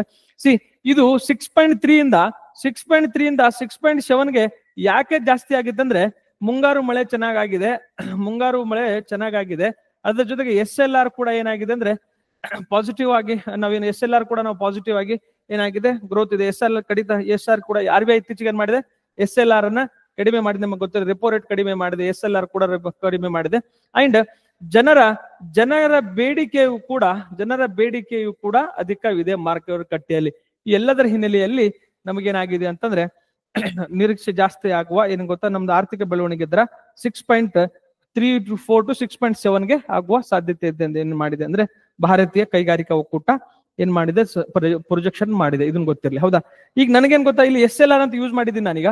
ಈಗ ನೀವೇನ್ ಕ್ವಶನ್ ಅಧ್ಯಯನ ಮಾಡ್ಬೇಕಂದ್ರೆ SLR ಮತ್ತು CRR ಗೆ ಏನ್ ವ್ಯತ್ಯಾಸ, ಹೌದಾ, ಜೊತೆಗೆ OMO ಅಂದ್ರೆ ಏನು, ರೆಪೋ ರೇಟ್ ಅಂದ್ರೆ ಏನು, ರಿವರ್ಸ್ ರೆಪೋ ರೇಟ್ ಅಂದ್ರೆ ಏನು, ಬ್ಯಾಂಕ್ ರೇಟ್ ಅಂದ್ರೆ ಏನು, ಹೌದಾ, ಇವೆಲ್ಲದನ್ನು ಕುರಿತು ನೀವೇನ್ ಮಾಡ್ಬೇಕಂದ್ರೆ ಈ ಎಲ್ಲಾ ಟರ್ಮಿನಾಲಜಿಗಳನ್ನ ನೀವೇನ್ ಮಾಡ್ಬೇಕಂದ್ರೆ ಹೋಮ್ವರ್ಕ್ ಮಾಡ್ಬೇಕು. ಅಂಡ್ ಇವುಗಳ ಅಪ್ಲಿಕೇಶನ್ ಅನ್ನ ನೀವೇನ್ ಮಾಡ್ಬೇಕಂದ್ರೆ ಅಪ್ಲಿಕೇಶನ್ ಮಾಡ್ಬೇಕು. ಅಂದ್ರೆ ಅಪ್ಲಿಕೇಶನ್ ಅಂದ್ರೆ ಏನು, ನಾವು SLR ಇನ್ಕ್ರೀಸ್ ಮಾಡೋದ್ರಿಂದ ಏನ್ ಗೊತ್ತಾ ಬಾಂಡ್ ಈಲ್ಡ್ ಮೇಲೆ ಏನ್ ಇಂಪ್ಯಾಕ್ಟ್ ಆಗತ್ತೆ, ಮನಿ ಫ್ಲೋ ಮೇಲೆ ಏನ್ ಇಂಪ್ಯಾಕ್ಟ್ ಆಗತ್ತೆ, ಜೊತೆಗೆ ಸಾಲ ಕೊಡುವವರ ಮೇಲೆ ಇಂಪ್ಯಾಕ್ಟ್ ಆಗತ್ತೆ, ಸಾಲ ತೆಗೆದುಕೊಳ್ಳುವವರ ಮೇಲೆ ಇಂಪ್ಯಾಕ್ಟ್ ಆಗತ್ತೆ. ಇವೆಲ್ಲದನ್ನು ಕುರಿತು ಏನಾಗತ್ತೆ ಅಂದ್ರೆ ನೀವು ಅಧ್ಯಯನ ಮಾಡ್ಬೇಕಾಗತ್ತೆ. ನೀವು ಬುಕ್ ಲಿಸ್ಟ್ ಅಲ್ಲಿ ಟರ್ಮಿನಾಲಜಿಗಳನ್ನ ಅದ್ರ ಎಕ್ಸ್ಪ್ಲನೇಷನ್ ಕೊಟ್ಟಿದ್ದಾನೆ, ಅದ್ರ ಎಕ್ಸಾಮ್ ಅಲ್ಲಿ ಇದರ ಅಪ್ಲಿಕೇಶನ್ ಅನ್ನ ಕ್ವಶನ್ ಅನ್ನ ಕೇಳ್ತಾ ಇದ್ದಾನೆ. ಸೊ ನೀವು ಇದರ ಅಪ್ಲಿಕೇಶನ್ ಓಪನ್ ಇವೆಲ್ಲದರ ಕುರಿತು ಸ್ವಲ್ಪ ನೀವು ಅಧ್ಯಯನ ಮಾಡ್ಬೇಕಾಗತ್ತೆ, ಮಾಡ್ತೀರಂತ ಭಾವಿಸ್ಕೊಳ್ತೇನೆ. ಓಕೆ, ನೆಕ್ಸ್ಟ್ ನೋಡಿ, ಆರೋಗ್ಯ ಸೇವೆಗೆ 48 ಕೋಟಿ ಏನಾಗುತ್ತೆ ಇನ್ಫೋಸಿಸ್ ಫೌಂಡೇಶನ್. ಆರೋಗ್ಯ ಸೇವೆ ಕೊಟ್ಟಿಗೆ ನಾವೇನೋ CSR ಫಂಡ್ ಅಂತ ಹೇಳ್ತೀವಿ. CSR ಫಂಡ್ ಅಲ್ಲಿ ಇನ್ಫೋಸಿಸ್ ಫೌಂಡೇಶನ್ 48 ಕೋಟಿ ನಾವು ವ್ಯಯ ಮಾಡ್ತೀವಿ. ಆ ಮೂಲಕ ಆರೋಗ್ಯ ಮತ್ತು ಗ್ರಾಮೀಣ ಆರೋಗ್ಯವನ್ನ ನಾವು ಸುಧಾರಣೆ ಮಾಡಕ್ಕೆ ನಾವು ಪ್ರಯತ್ನ ಮಾಡ್ತೀವಿ ಅಂತ ಅವ್ರು ಹೇಳ್ಕೊಂಡಿದ್ದಾರೆ. ಇದಕ್ಕೆ ನಿಮಗೆಲ್ಲ ಗೊತ್ತಿದೆ, ಈ CSR ಅಂದ್ರೆ 2013ರ ಏನ್ ಗೊತ್ತಾ ಸೆಕ್ಷನ್ 214 ಏನ್ ಗೊತ್ತಾ ಕಂಪನಿ ಕಾಯ್ದೆಯ ಸೆಕ್ಷನ್ 13 ಅಡಿಯಲ್ಲಿ ಸೆಕ್ಷನ್ 135 ಅಡಿಯಲ್ಲಿ ಸತತವಾಗಿ ಕಳೆದ 3 ವರ್ಷ ಸರಾಸರಿಯ 2% ನೀವೇನ್ ಮಾಡ್ಬೇಕಂತಂದ್ರೆ 2% ನೀವು CSR ಅನ್ನ ನೀವು ಅಭಿವೃದ್ಧಿ ಚಟುವಟಿಕೆಗಳ ಮೇಲೆ ನೀವು ವ್ಯಯ ಮಾಡ್ಬೇಕು ಅನ್ನೋ ಅಂಶವನ್ನ ಏನ್ ಮಾಡಿದ್ರೆ ನಮ್ ರೂಲ್ಸ್ ಇದೆ, ಕಂಪನಿ ಆಕ್ಟ್ 2013 ಮೂಲಕ ಸೆಕ್ಷನ್ 135 ಕಳೆದ 3 ವರ್ಷ ಮತ್ತು ಸರಾಸರಿ 2%. ಇಲ್ಲಿ ನಿಮ್ಗೆ ಏನ್ ನೆನಪಿಡ್ಬೇಕು, ಕಳೆದ 3 ವರ್ಷ ಅಂತ ನೀವು ನೆನಪಿಡ್ಬೇಕು. ಯಾಕಂದ್ರೆ ಎಕ್ಸಾಮ್ ಸ್ಟೇಟ್ಮೆಂಟ್ 2 ವರ್ಷನೋ 1 ವರ್ಷನೋ 5 ವರ್ಷನೋ ಅಂತ ಏನೋ ಹಾಕಿರ್ತಾನೆ. ಇಲ್ಲಿ ಸ್ಟೇಟ್ಮೆಂಟ್ ಚೇಂಜ್ ಮಾಡುವ ಸಾಧ್ಯತೆ ಇರ್ತದೆ. CSR ಫಂಡ್ ಎದ್ರ ಲೀಗಲ್ ಬ್ಯಾಕಿಂಗ್ ಎಲ್ಲಿದೆ ಅದರಿಂದ ಅದಕ್ಕೆ ನಾವು ಕಂಪನಿ ಆಕ್ಟ್ 2013 ಮೂಲಕ ನಾವೇನ್ ಮಾಡ್ತೀವಿ ಅಂತಂದ್ರೆ CSR ನಾವು ಕಂಪಲ್ಸರಿ ಮಾಡ್ಕೊಂಡಿವಿ, ಕಡ್ಡಾಯಗೊಳಿಸ್ಕೊಂಡಿವಿ. 2% ನೀವು ಕಡ್ಡಾಯವಾಗಿ ಮಾಡಲೇಬೇಕು ಅಂತ ಈ CSR ರೂಲ್ಸ್ ಬಗ್ಗೆ ಸ್ವಲ್ಪ ನೆನ್ಪಿಡುವ ಪ್ರಯತ್ನವನ್ನ ಮಾಡಬೇಕಾಗತ್ತೆ. ಓಕೆ, ಅಮರನಾಥ್ ಯಾತ್ರೆ 2025 ನಿಮ್ಗೆಲ್ಲ ಗೊತ್ತಿದೆ. ಜಮ್ಮು ಅಂಡ್ ಕಾಶ್ಮೀರಲ್ಲಿ ಅಮರನಾಥ್ ಯಾತ್ರೆ 2025 ಸ್ಟಾರ್ಟ್ ಆಗಿದೆ, ಹೌದಾ. ಇದಕ್ಕೆ ಇನ್ನೊಂದು ಬ್ಯೂಟಿ ಈ ಸಾರಿ ಏನಂದ್ರೆ ಎಲ್ಲಾ ಹಿಂದೂ ಮತ್ತು ಮುಸ್ಲಿಮರು ಏನ್ ಮಾಡಿದಾರೆ ಅಂದ್ರೆ ಸಹಬಾಳ್ವೆಯಿಂದ ಏನ್ ಗೊತ್ತಾ ನಮ್ಮ ಯಾತ್ರಿಗಳಿಗೆ ಏನ್ ಮಾಡಿದ್ರೆ ಜಮ್ಮು ಅಂಡ್ ಕಾಶ್ಮೀರಲ್ಲಿ ಏನ್ ಗೊತ್ತಾ ಆತಿಥ್ಯವನ್ನು ಕೊಡುವ ಮೂಲಕ ಸೋದರತ್ವ ಭಾವನೆಯನ್ನ ಮೂಡಿಸುವ ಪ್ರಯತ್ನವನ್ನ ಮಾಡ್ಕೊಂಡಿದ್ದಾರೆ. ಅಂಡ್ ನಾವು ಅತಿಥಿ ದೇವೋಭವ ಕಾನ್ಸೆಪ್ಟ್ ಅಲ್ಲಿ ನಾವೇನ್ ಮಾಡ್ಕೊಂಡಿವಿ, ನಂಬಿಕೆಯನ್ನು ಹೊಂದ್ಕೊಂಡಿವಿ. ಈ ಟೆರರಿಸಂ ಅಥವಾ ಭಯೋತ್ಪಾದನೆ ಅನ್ನೋದು ನಮ್ಮ ವಸ್ತು ಅಲ್ಲ, ಅದು ನಾವು ಪೀಸ್ ಲವಿಂಗ್ ಪೀಪಲ್ ಇದ್ದೀವಿ ಅಂತ ಏನು ಸಂದೇಶ ಸಾರುವ ಪ್ರಯತ್ನವನ್ನ ಮಾಡ್ಕೊಂಡಿದ್ದಾರೆ. ಇದು ನಿಮಗೆಲ್ಲ ಗೊತ್ತು, ಅಮರನಾಥ್ ಗೊತ್ತು. ಈ ಶಿವನ ಆರಾಧಕರನ್ನ ನಾವೇನು ಅಮರನಾಥ್ ಯಾತ್ರೆಗೆ ಹೋಗ್ತೀವಿ. ಯೂಶಲಿ ಏನಾಗತ್ತಂದ್ರೆ ಅಲ್ಲಿ ಐಸ್ ಏನಾಗತ್ತೆ, ಐಸ್ ಸ್ಟಾಲಮೈಟ್ ಅಂತ ನಾವು ಕರಿತೀವಿ. ಅದು ಏನಾಗುತ್ತೆ, ಶಿವನ ರೂಪದಲ್ಲಿ ಪಡ್ಕೊಂಡು ಇದನ್ನ ನಾವು ಮಾಡಿರ್ತೀವಿ ಎವ್ರಿ ಮಂತ್. ಯಾವಾಗ ಅಂತಂದ್ರೆ ಬೇಸಿಗೆ ಜುಲೈ ಮತ್ತು ಆಗಸ್ಟ್ ಅಲ್ಲಿ ಏನ್ ಮಾಡ್ತೀವಿ, ಯೂಸಲಿ ನಾವೇನ್ ಮಾಡ್ತೀವಿ, ಇದನ್ನ ಅಮರನಾಥ್ ಯಾತ್ರೆಯನ್ನು ಮಾಡ್ತೀವಿ. ಇದಕ್ಕಾಗಿ ಏನ್ ಗೊತ್ತಾ, ಅದ್ರ ಮೇಲೆ ಭಯೋತ್ಪಾದನೆ ದಾಳಿ ಯಾವಾಗ ಬೇರೆ ಬೇರೆ ಕಾರಣಗಳಿಂದ ನ್ಯೂಸ್ ಅಲ್ಲಿ ಇರ್ತವೆ. ಸ್ವಲ್ಪ ಈ ದೇವಾಲಯ ಏನಂದ್ರೆ ಅಮರನಾಥ್ ದೇವಾಲಯ 3800 ಅಡಿ ಏನ್ ಎತ್ತರ, 3800 ಅಡಿ ಎತ್ತರದಲ್ಲಿದೆ. 3800 ಅಡಿ ಎತ್ತರದಲ್ಲಿ ಕೂಡ ಇದು ಇದೆ. ಹೌದಾ, ನಮ್ಮ ಕರ್ನಾಟಕದ ಶೋಭಾ ಕರಂದ್ಲಾಜೆ ಅವರು ಕೂಡ ಈ ಸಾರಿ ಅಮರನಾಥ್ ಯಾತ್ರೆಯನ್ನ ಕೈಗೊಂಡಿದ್ದಾರೆ. ಹೌದಾ, ನಿನ್ನೆ ಒಂದು ಮೋಟಿವೇಶನ್ ಭಾಷಣ ಕೂಡ ಅಲ್ಲಿ ಮಾಡ್ಕೊಂಡಿದ್ದಾರೆ, ನಿಮಗೆಲ್ಲ ಗೊತ್ತಿರಲಿ. ಸೊ ಜೊತೆಗೆ ಈ ಅಮರನಾಥ್ ಯಾತ್ರೆ ಯಾವ ಮಾರ್ಗದ ಮೂಲಕ ಸಾಗತ್ತೆ, ಯಾವ ಟನಲ್ ಮೂಲಕ ಸಾಗತ್ತೆ, ಅದ್ರ ಬಗ್ಗೆ ಕೂಡ ನಿಮಗೆ ಕ್ವಶನ್ಸ್ ಕೇಳುವ ಸಾಧ್ಯತೆ ಇರ್ತವೆ. ಸ್ವಲ್ಪ ನೀವೇನ್ ಮಾಡ್ಬೇಕಂದ್ರೆ ಅದ್ರ ಕುರಿತು ಸ್ವಲ್ಪ ಬೇಸಿಕ್ಸ್ ಅನ್ನ ತಿಳಿದುಕೊಳ್ಳುವ ಪ್ರಯತ್ನವನ್ನ ಮಾಡಿ. ಓಕೆ, ಅಂಡ್ ಇದನ್ ಬಿಟ್ಟು ಇದೇ ರೀತಿ ಬೇರೆ ಬೇರೆ ಯಾವ ಯಾತ್ರೆ ಅದಾವೆ ದೇಶದಲ್ಲಿ, ಅದನ್ನು ಕೂಡ ಸ್ವಲ್ಪ ಹೋಮ್ವರ್ಕ್ ಮಾಡುವ ಪ್ರಯತ್ನವನ್ನ ಮಾಡ್ಬೇಕಾಗತ್ತೆ. ಮಾಡ್ತೀರಂತ ಭಾವಿಸ್ಕೊಳ್ತೇನೆ. ಓಕೆ, ನೆಕ್ಸ್ಟ್ ನೋಡಿ, ಪದಚ್ಯುತಗೊಳಿಸುವ ನಿರ್ಣಯಕ್ಕೆ ಸಹಿ ಸಂಗ್ರಹ ಶೀಘ್ರ. ನಿಮಗೆಲ್ಲ ಗೊತ್ತಿದೆ, ಯಾವುದು ನಮ್ಮ ಅಲಹಾಬಾದ್ ಹೈಕೋರ್ಟ್ನ ನ್ಯಾಯಮೂರ್ತಿ ಯಶವಂತ್ ವರ್ಮಾ ಅವರು ಮನೆಯಲ್ಲಿ ಏನ್ ಮಾಡಿದ್ರು, ಯಶವಂತ್ ವರ್ಮಾ ಮನೆಯಲ್ಲಿ ಏನಾಗಿದೆ ಅಂತಂದ್ರೆ 25 ಕೋಟಿ ರೂಪಾಯಿ ಸಿಕ್ಕಿತ್ತು. ಅದಕ್ಕೆ ಏನ್ ಮಾಡ್ಕೊಂಡಿದ್ರೆ ಇದನ್ನ ಪದಚ್ಯುತಗೊಳಿಸುವ ನಿರ್ಣಯವನ್ನ ನಾವು ಮಂಡಿಸ್ಕೊಂಡಿವಿ. ಇದ್ರ ನಿಮಗೇನ್ ಕ್ವಶನ್ಸ್ ಕೇಳ್ತಾನಂದ್ರೆ, ಒಂದು ಹೈಕೋರ್ಟ್ನ ನ್ಯಾಯಾಧೀಶರನ್ನ ನಾವು ಪದಚ್ಯುತಗೊಳಿಸಬೇಕಾದ್ರೆ ಏನ್ ಪ್ರೊಸೆಸ್ ಫಾಲೋ ಮಾಡ್ತೀವಿ ಅನ್ನೋದು ಬಹಳ ಇಂಪಾರ್ಟೆಂಟ್ ಆಗುತ್ತೆ. ನಿಮಗೆಲ್ಲ ಒಂದು ನಿರ್ಣಯವನ್ನ ಏನ್ ಮಾಡಬಹುದು ಅಂದ್ರೆ, ಒಂದು ನಿರ್ಣಯವನ್ನ ನಾವು ಲೋಕಸಭೆಯಲ್ಲಾಗ್ಲಿ ಮತ್ತು ರಾಜ್ಯಸಭೆಯಲ್ಲಾಗ್ಲಿ ಏನ್ ಮಾಡಬಹುದು, ಮಂಡಿಸಬಹುದು. ಲೋಕಸಭೆಯಲ್ಲಿ ಮಂಡಿಸಲು 100 ಜನರ ಸಹಿ ಬೇಕಾಗತ್ತೆ. ರಾಜ್ಯಸಭೆಯಲ್ಲಿ ಮಂಡಿಸಲು 50 ಜನರ ಏನಾಗತ್ತೆ ಸಹಿ ಬೇಕಾಗತ್ತೆ. ಸೊ ಈ ಸಹಿ ಸಂಗ್ರಹಕ್ಕೆ ಇನ್ನೂ ನಾವೇನ್ ಮಾಡ್ಕೊಂಡಿಲ್ಲ, ಫೈನಲ್ ಆಗಿಲ್ಲ. ಇದೇ ಸಹಿ ಸಂಗ್ರಹ ಮಾಡಕ್ಕೆ ನಾವು ಮಾಡ್ತೀವಿ ಅಂತ ಅಂಶವನ್ನ ಕಿರಣ್ ರಿಜಿಜು ಸ್ಟೇಟ್ಮೆಂಟ್ ಕೊಟ್ಟಿದ್ದಾರೆ. ಆಮೇಲೆ ಈ ನಿರ್ಣಯವನ್ನು ಅಂಗೀಕಾರ ನಂತರ ಏನಾಗತ್ತಂದ್ರೆ, ನಮಗೆ ನಾವೇನ್ ಮಾಡ್ತೀವಿ, ತೆಗೆದುಕೊಂಡಾಗ ಒಂದು ಕಮಿಟಿ 3 ಮೆಂಬರ್ಸ್ ಕಮಿಟಿಯನ್ನು ರಚನೆ ಮಾಡ್ತೀವಿ. ಆ ಕಮಿಟಿ ಏನು ವಿಚಾರಣೆ ಮಾಡತ್ತೆ, ಆ ವಿಚಾರಣೆ ಮಾಡಿ ಅದು ತಪ್ಪಿಸ್ತಾರಂತ ಎಂದಾಗ ಆ ನಿರ್ಣಯ ಮತ್ತೇನಾಗತ್ತಂದ್ರೆ ನಾವೇನ್ ಮಾಡ್ತೀವಿ, ಮತ್ತೆ ಯಾವುದೇ ಸದನದಲ್ಲಿ ನಾವೇನ್ ಲೋಕಸಭೆಯಲ್ಲಿ ಅಥವಾ ರಾಜ್ಯಸಭೆಯಲ್ಲಿ ಮಂಡಿಸಬಹುದು. ಅದನ್ನ ಮಂಡಿಸಿದ ನಂತರ ಅದು ಪಾಸ್ ಆಯ್ತಂದ್ರೆ ನೆಕ್ಸ್ಟ್ ಏನಾಗತ್ತಂದ್ರೆ ರಾಷ್ಟ್ರಪತಿ ಅವರು ಆರ್ಡರ್ ಮಾಡಿದ್ರೆ ಅವರ ಪದಚ್ಯುತಿ ನಿರ್ಣಯ ಏನಾಗುತ್ತೆ ಕಂಪ್ಲೀಟ್ ಆಗತ್ತೆ, ಅವ್ರನ್ನ ವಜಾಗೊಳಿಸಬಹುದು. ಹಾಗಾದ್ರೆ ಈ 3 ಜನರ ಕಮಿಟಿ ಮಾಡ್ತೀವಲ್ಲ, ಅದನ್ನ ಸ್ಪೀಕರ್ ಮಾಡ್ತಾರೆ. ಸ್ಪೀಕರ್ ಅನ್ನೋದು ನೆನ್ಪಿಡ್ಲಿ ನಿಮಗೆ. ಹೌದಾ, ನೆಕ್ಸ್ಟ್ ಅಂದ್ರೆ ರಾಜ್ಯಸಭೆಯಲ್ಲಿ ಹರಿದ್ರೆ ನಾವು ರಾಜ್ಯಸಭೆ ಸಭಾಧ್ಯಕ್ಷರು ಅದನ್ನ ಮಾಡ್ತಾರೆ ಅನ್ನೋದು ನಿಮಗೆ ಗೊತ್ತಿರ್ಲಿ. ನಮ್ ಡಿಟೇಲ್ ಡಾಕ್ಯುಮೆಂಟ್ ಏದಿ ನೋಡಿ, ಈ ಡಿಟೇಲ್ ಡಾಕ್ಯುಮೆಂಟ್ ಅಲ್ಲಿ ನಾನು ಈ ಪ್ರೊಸೆಸ್ ಅನ್ನ ಡಿಟೇಲ್ ಆಗಿ ನಾನು ಏನ್ ಮಾಡ್ಕೊಂಡಿದ್ದೆ, ನಿಮ್ಗೆ ಕೊಡುವ ಪ್ರಯತ್ನವನ್ನು ಮಾಡ್ಕೊಂಡಿದ್ದೆ. ಯಾವ ಆರ್ಟಿಕಲ್ ಏನು ಎಂತ ಅಂತ ಎಲ್ಲವನ್ನ ನೀವು ಸ್ವಲ್ಪ ಏನ್ ಮಾಡಿ ಅಂದ್ರೆ ನೀಟಾಗಿ ತಿಳಿದುಕೊಳ್ಳುವ ಪ್ರಯತ್ನವನ್ನು ಮಾಡಿ. ಯಾಕಂದ್ರೆ ಈ ಪ್ರೊಸೆಸ್ ಮೇಲೆ 100% ಕ್ವಶನ್ ಬರ್ತದೆ. ಯಾಕಂದ್ರೆ ಈವರೆಗೆ ಯಾರು ಆಗಿಲ್ಲ. ಹೌದಾ, ಯಾರು ಆಗಿಲ್ಲ. ಅದಕ್ಕಾಗಿ 100% ಇದೆ. ರಿಪೀಟೆಡ್ ಆಗಿ 1 ತಿಂಗಳಿಂದ ಈ ನ್ಯೂಸ್ ಇದೆ, ಮತ್ತು ಇನ್ನು ಏನಾಗತ್ತಂದ್ರೆ ಮಂಡನೆ ಆಗ್ತಾ ಇದೆ. ಸೊ ಅದಕ್ಕಾಗಿ ನೀವೇನಾಗುತ್ತೆ, ಇಂಥ ಪ್ರೊಸೆಸ್ ಮೇಲೆ 100% ಕ್ವಶನ್ಸ್ ಬರ್ತವೆ. ಸ್ವಲ್ಪ ನೆನ್ಪಿಡುವ ಪ್ರಯತ್ನವನ್ನು ಮಾಡಿ. ಯಾರು PCPSI ಓದ್ತಾ ಇದ್ರಿ, ಯಾವ ಆರ್ಟಿಕಲ್, ಹೌದಾ, ಅದನ್ನ ಪ್ರೊಸೆಸ್ ಏನ್ ಕರಿತೀವಿ, ಇದನ್ನ ಕಮಿಟಿ ಯಾರು ರಚನೆ ಮಾಡ್ತಾರೆ ಅಂತ direct hit and run questions ಕೇಳಬಹುದು. ಯಾರು KS ಮತ್ತು UPSC ಫಿಲಿಮ್ಸ್ ಪ್ರಿಪರೇಷನ್ ಮಾಡ್ತಾ ಇದ್ರಿ, ಅವರಿಗೆ ಈ ಸ್ಟೇಟ್ಮೆಂಟ್ ಬೇಸ್ಡ್ ಮೇಲೆ ನಿಮಗೆ ಕ್ವಶನ್ಸ್ ಕೇಳುವ ಸಾಧ್ಯತೆ ಇರ್ತದೆ. ನೀವು ಅದನ್ನ ಸ್ವಲ್ಪ ನೋಡುವ ಪ್ರಯತ್ನವನ್ನು ಮಾಡ್ಕೊಳ್ಳಿ. ಓಕೆ, ನೆಕ್ಸ್ಟ್ ನೋಡಿ, ಕಲಾಪಕ್ಕೆ ಅಡ್ಡಿಪಡಿಸಿದ್ರೆ ಸ್ಪೀಕರ್ ಓಂ ಬಿರ್ಲಾ ಮನವಿ. ನಿಮಗೆಲ್ಲ ಗೊತ್ತಿದೆ ಏನಾಗ್ತಾ ಇದೆ ಅಂದ್ರೆ, ಕಲಾಪ ಸ್ಟಾರ್ಟ್ ಆಗುವ ಈಗ ಯಾವುದು ನಮ್ದು ಕಲಾಪ ಇತ್ತೀಚೆಗೆ ಏನಾಗತ್ತಂದ್ರೆ, ಕಲಾಪ ಓಂ ಸ್ಪೀಕರ್ ಏನಾಗತ್ತೆ, ಮುಂಗಾರು ಅಧಿವೇಶನ ಪ್ರಾರಂಭವಾಗ್ತಾ ಇದೆ. ಅದಕ್ಕೆ ನೀವು ಏನ್ ಮಾಡಿದ್ರೆ ಅಡ್ಡಿಪಡಿಸ್ಬೇಡ್ರಪ್ಪ ಕೆಲಸಗಳಾಗ್ಲಿ. ಯಾಕಂದ್ರೆ ದೇಶದ ಜ್ವಲಂತ ಸಮಸ್ಯೆಗಳ ಬಗ್ಗೆ ನಾವೇನ್ ಮಾಡ್ಬೇಕಂದ್ರೆ ಅಧ್ಯಯನ ಮಾಡ್ಬೇಕಾಗಿದೆ ಅಂತ ಏನ್ ಮಾಡ್ತಾ ಇದ್ರೆ ಅವರು ಮನವಿ ಮಾಡಿದ್ದಾರೆ.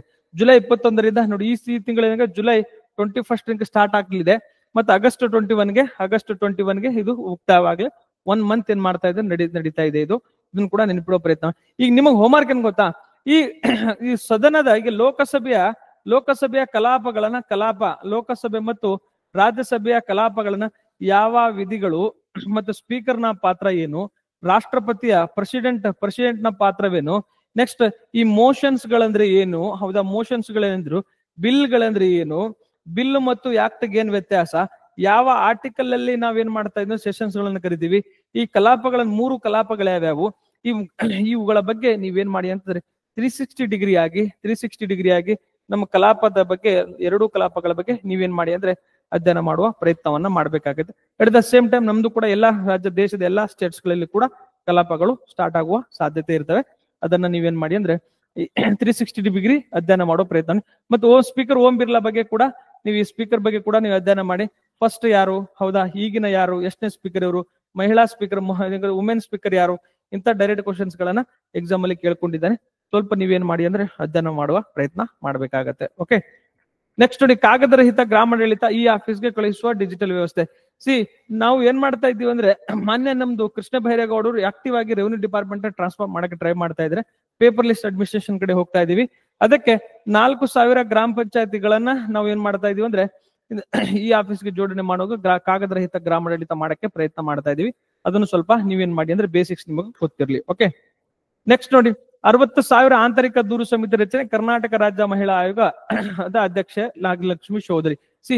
ಫಸ್ಟ್ ನೀವೇನ್ ಮಾಡಿ, ಕರ್ನಾಟಕ ರಾಜ್ಯ ಮಹಿಳಾ ಆಯೋಗದ ರಚನೆ ಯಾವಾಗ ರಚನೆ ಆಯಿತು, ಅದರ ಕಾರ್ಯಗಳೇನು, ಅದರ ಕಾರ್ಯಕ್ರಮಗಳು ಯಾವ್ಯಾವು, ಇವೆಲ್ಲವನ್ನು ಕುರಿತು ನೀವು ಬೇಸಿಕ್ಸ್ ಅನ್ನ ಸ್ವಲ್ಪ ನಿಕಟಾಗಿ ಅಧ್ಯಯನ ಮಾಡುವ ಪ್ರಯತ್ನವನ್ನು ಮಾಡಿ. ಈಗೇನಾಗಿದೆ ಅಂದ್ರೆ, ಇತ್ತೀಚೆಗೆ ಈ ಕೆಲಸದ ಸ್ಥಳಗಳಲ್ಲಿ ಏನಿದೆ ಅಲ್ಲ, ಈ ಕೆಲಸದ ಸ್ಥಳಗಳಲ್ಲಿ ಮಹಿಳೆಯರಿಗೆ ಲೈಂಗಿಕ ಕಿರುಕುಳ ಮತ್ತು ಲೈಂಗಿಕ ಹಲ್ಲೆ ನಡೆಸುವ ಕುರಿತು ಏನ್ ಮಾಡಿದೆ, ರಾಜ್ಯ ಸರ್ಕಾರದಲ್ಲಿ 60,000 ಆಂತರಿಕ ದೂರು ಸಮಿತಿಯನ್ನ ನಾವು ರಚನೆ ಮಾಡ್ಕೊಂಡಿವಿ. ಈಗ ಕೆಲಸದ ಸ್ಥಳದಲ್ಲಿ ಮಹಿಳೆಯರ ಮೇಲೆ ನಡೆಯುವ ಲೈಂಗಿಕ ಕಿರುಕುಳವನ್ನು ತಡೆಗಟ್ಟಲು, ನಿಷೇಧಿಸಲು ನಾವೇನ್ ಮಾಡಿ 2013ರಲ್ಲಿ ನಾವೇನ್ ಮಾಡ್ಕೊಂಡಿವಿ, 2013 ಒಂದು ಅಧಿನಿಯಮವನ್ನ ನಾವು ಜಾರಿಗೆ ತಂದುಕೊಂಡಿವಿ. ಈ ಅಧಿನಿಯಮದ ಮೂಲಕ ಒಂದು ರೂಲ್ಸ್ ಏನ್ ಮಾಡಿವಿ ಅಂದ್ರೆ, ಯಾವುದೇ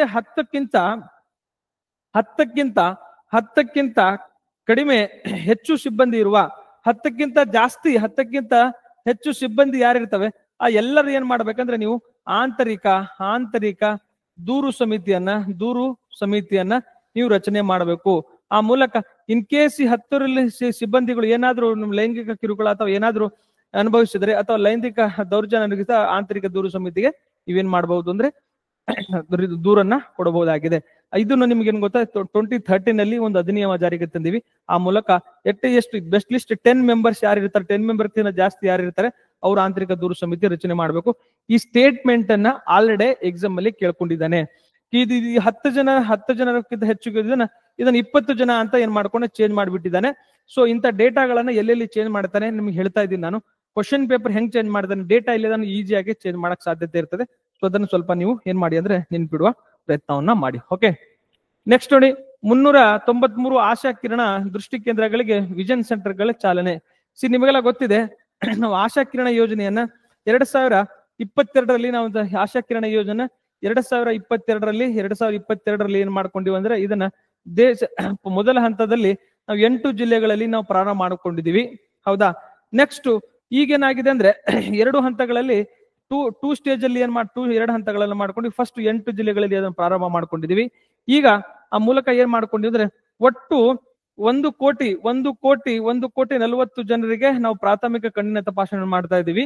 ಈ ಯೋಜನೆಯನ್ನು ಮುಂದುವರಿಸಲು ಇನ್ನೂ ನಾವೇನ್ ಮಾಡ್ಕೊಂಡಿವಿ ಅಂದ್ರೆ 393 ಆಶಾ ಕಿರಣ ದೃಷ್ಟಿ ಕೇಂದ್ರಗಳನ್ನ ನಾವೇನ್ ಮಾಡ್ಕೊಂಡು ಮತ್ತೆ ಚಾಲನೆಯನ್ನ ಕೊಟ್ಕೊಂಡಿದ್ದೇವೆ. ನಿಮಗದು ಅದರ ಹೆಸರಲ್ಲಿದೆ, ಅದರ ಉದ್ದೇಶ ಏನಂತಂದ. ಹೌದಾ, ಇದು ಏನ್ ಮಾಡ್ಕೊಂಡಿದ್ದೇವೆ ಅಂತಂದ್ರೆ, ನಾವು ಕಣ್ಣಿಗೆ ಆರೋಗ್ಯ ಸೇವೆಯನ್ನು ಒದಗಿಸಲು ನಾವೇನ್ ಮಾಡ್ತಾ ಇದೀವಿ, ಈ ಆಶಾ ಕಿರಣ ದೃಷ್ಟಿ ಕೇಂದ್ರಗಳನ್ನ ನಾವೇನ್ ಮಾಡಿ ರಚನೆ ಮಾಡ್ತಾ ಇದೀವಿ.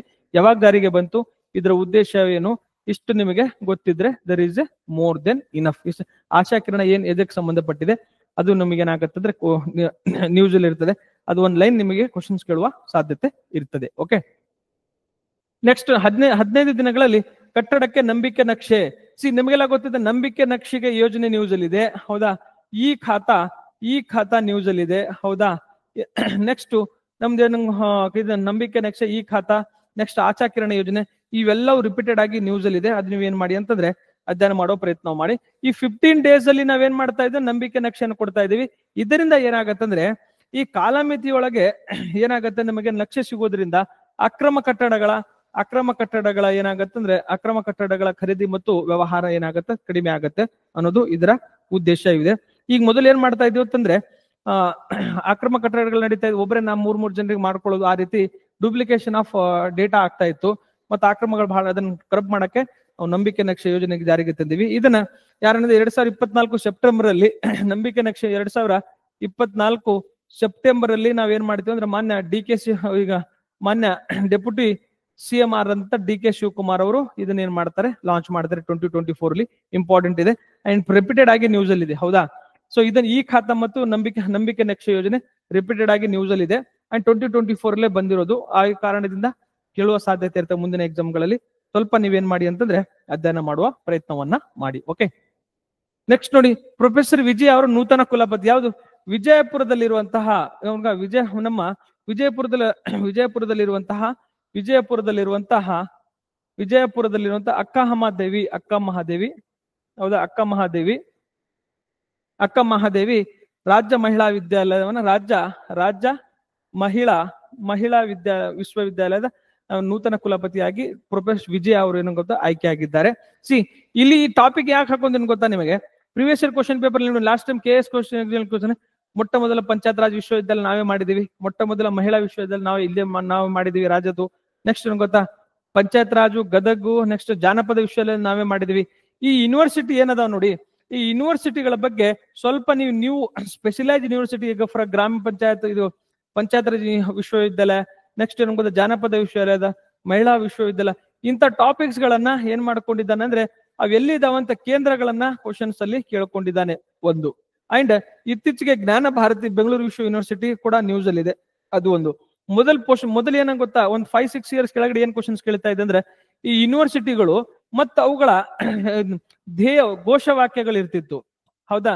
ನಹಿ ಜ್ಞಾನಂ ಸದೃಶಂ ಅಂತ ಯಾವ್ದೋ ಮೈಸೂರು ಯೂನಿವರ್ಸಿಟಿ ಜ್ಞಾನ ಗಂಗೋತ್ರಿದು ಯಾವ್ದೋ ಥೀಮ್, ಇದು ಕೋಟೇಶನ್ ಧ್ಯೇಯವಾಕ್ಯ ಇರ್ತಿತ್ತು. ಗುಲ್ಬರ್ಗಾ ಯೂನಿವರ್ಸಿಟಿ ಯಾವ್ದು ಧ್ಯೇಯವಾಕ್ಯ ಇದೆ, ಎಲ್ಲಾ ಯೂನಿವರ್ಸಿಟಿಗೂ ಧ್ಯೇಯವಾಕ್ಯ ಇದೆ, ಹೌದಾ.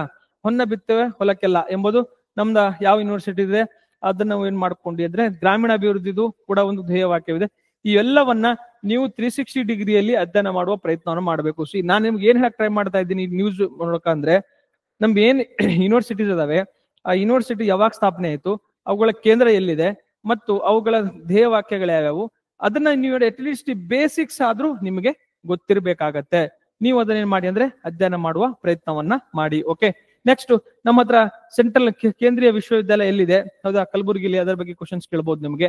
ನೆಕ್ಸ್ಟ್ ಓಪನ್ ಯೂನಿವರ್ಸಿಟಿ KOSU ಎಲ್ಲಿದೆ, ಮೈಸೂರುದು, ಅದ್ರ ಬಗ್ಗೆ ಕ್ವಶನ್ಸ್ ಕೇಳಬಹುದು. ಸೊ ನೀವು ಏನ್ ಮಾಡಿ 360 ಡಿಗ್ರಿ ಆಗಿ ಇದನ್ನ ಅಧ್ಯಯನ ಮಾಡುವ ಪ್ರಯತ್ನವನ್ನ ನೀವು ಮಾಡ್ಬೇಕಾಗತ್ತೆ. ಓಕೆ, ಇಷ್ಟೆಲ್ಲ ಇಂಪಾರ್ಟೆಂಟ್ ಟಾಪಿಕ್ಸ್ ಗಳನ್ನ ನಾವು ಇವತ್ತಿನ ತರಗತಿಯಲ್ಲಿ ನಾವು ಡಿಸ್ಕಸ್ ಮಾಡ್ಕೊಂಡಿವಿ. ಮುಂದಿನ ತರಗತಿಯಲ್ಲಿ ಇನ್ನೂ ಇಂಪಾರ್ಟೆಂಟ್ ಕರೆಂಟ್ ಅಫೇರ್ಸ್ ಜೊತೆಗೆ ನಿಮ್ ಜೊತೆಗೆ ಸೇರೋಣ. Thank you very much.